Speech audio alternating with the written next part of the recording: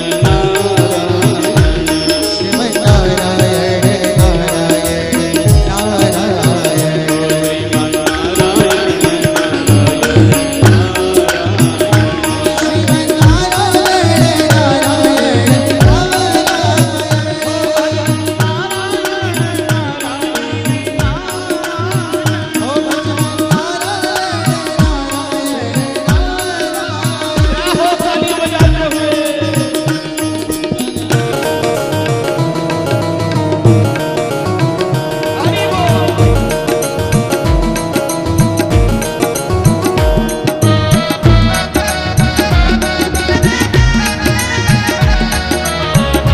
नारायण नारायण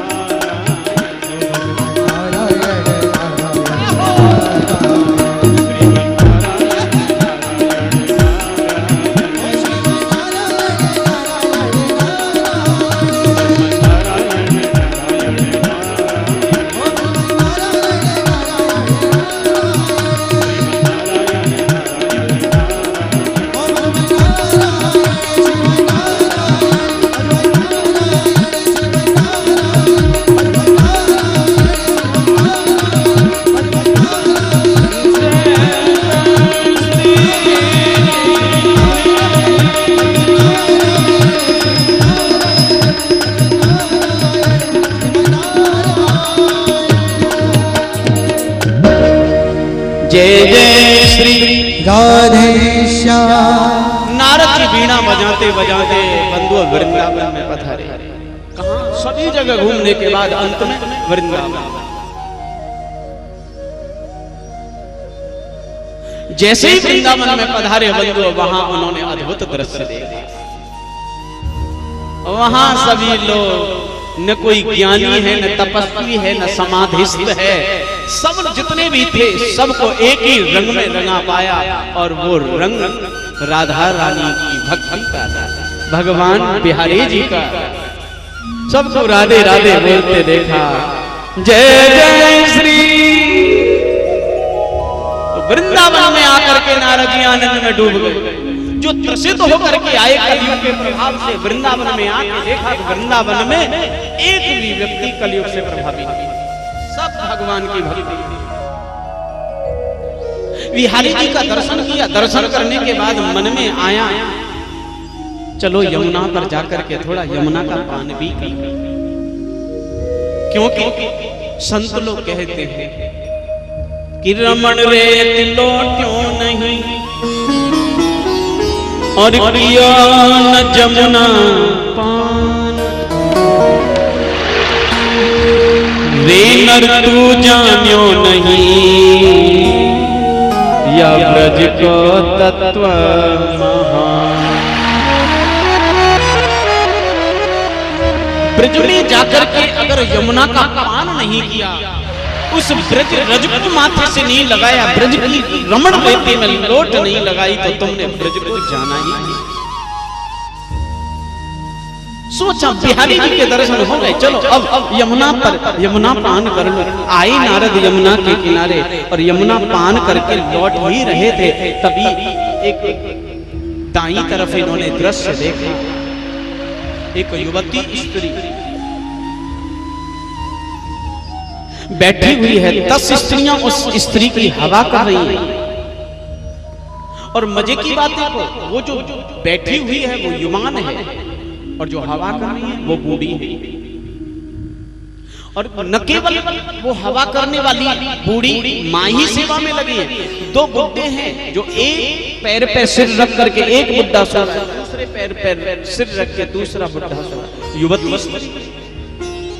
ये आश्चर्यचकित दृश्य देखा, नारद जी के मन में जिज्ञासा आई।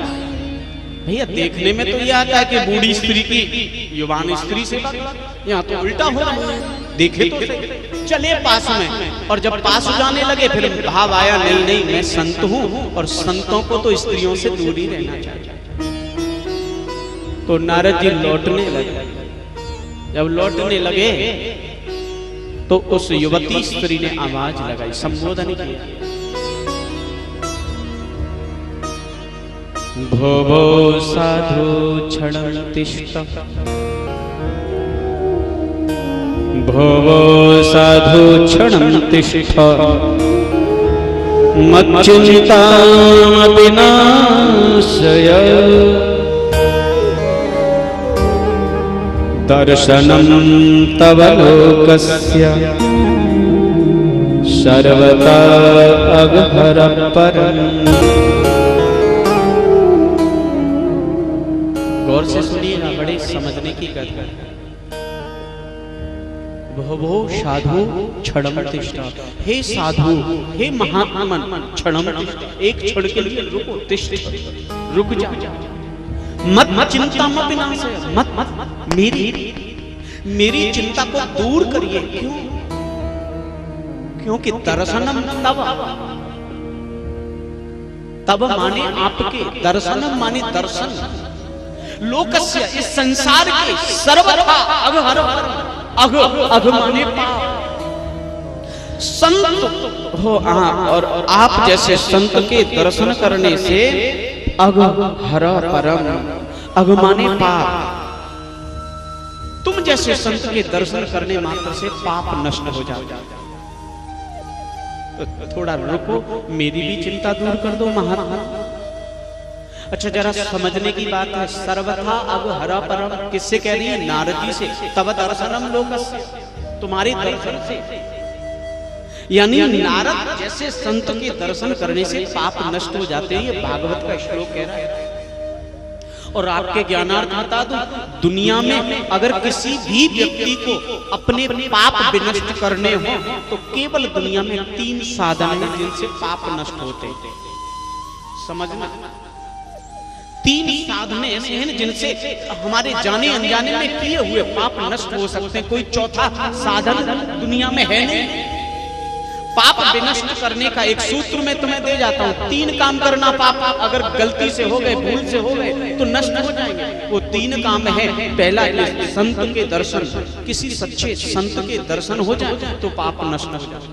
दूसरा, रामचरितमानस में भगवान स्वयं बोले हैं, सन्मुख होए जीव मोहे जबहि, जन्म कोटि अघनाशय तबहि।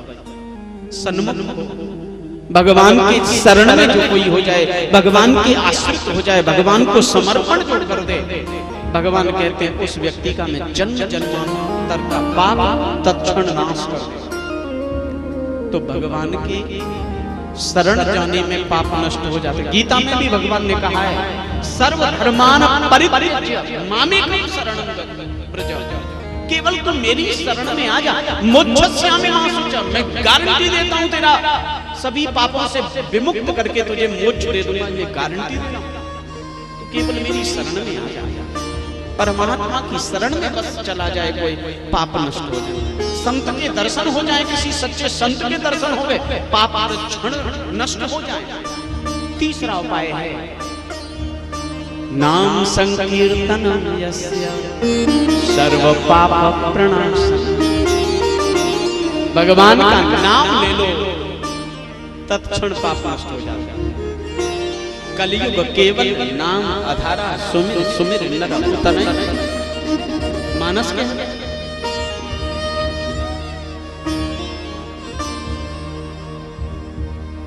कलयुग केवल अरे नाम आधारा,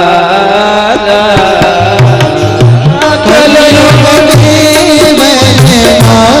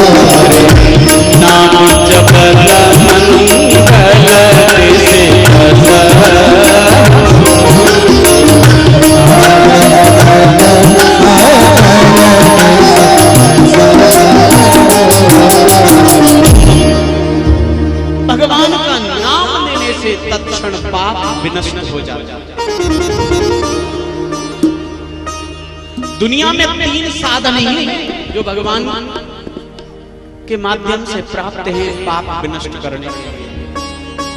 भक्ति कहती है, वो स्त्री कहती है, हे साधु रुक जाइए, हमें भी थोड़ी कृपा करके दर्शन दे दो, क्योंकि सुना है तुम्हारे दर्शन करने से पाप नष्ट हो जाता है।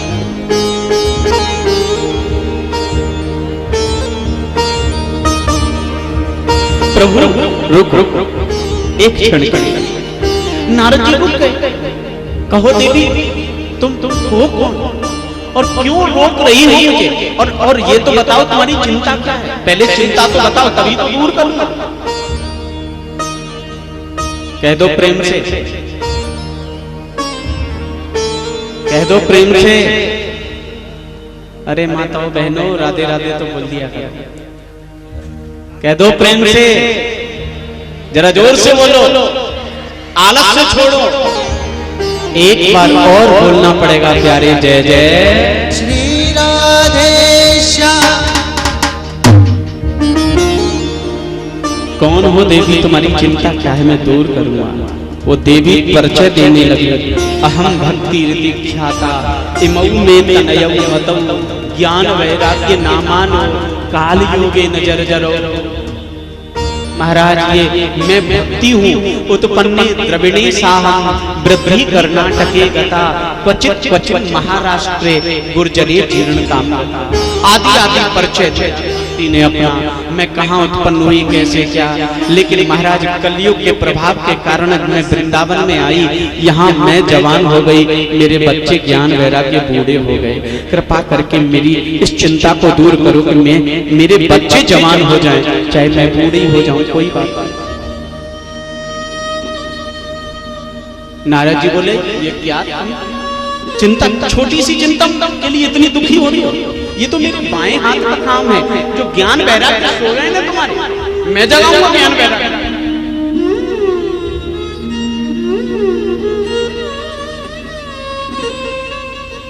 आहा कितनी सुंदर बात कह रहे हैं, मैं जगाऊंगा ज्ञान वैराग्य को। वेद वेदांत घोषैश्च गीता पाठ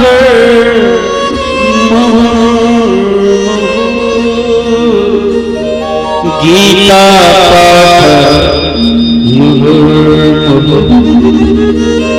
वेद सुनाया नारद, वेदांत सुनाया नारद ने, गीता सुनाई, वेद सुनाया, सारे उपनिषदों का सार भी सुना दिया।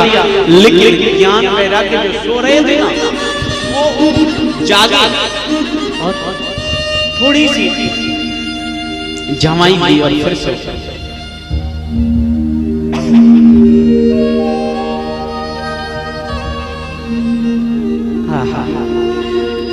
जमाई ली और सो गए।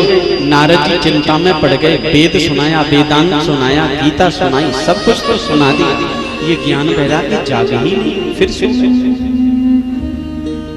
अच्छा जरा समझने का प्रसंग है, इसलिए सुना रहा हूं आज, ये कल की कथा, क्योंकि ये कथा सुनाए बिना आगे की कथा तो कहानी है, वो तो मैं जल्दी जल्दी सुना दूंगा, लेकिन ये सुनाने की कथा तो ये है। ज्ञान वैराग्य इतना प्रयत्न नारद के करने पर भी नहीं जागे। वेद वेदांत सुना दिया लेकिन जागे नहीं रहे, क्यों? ये ज्ञान वैराग्य और भक्ति की कथा नहीं है, ये हमारी और तुम्हारी कथा है, गौर से समझना।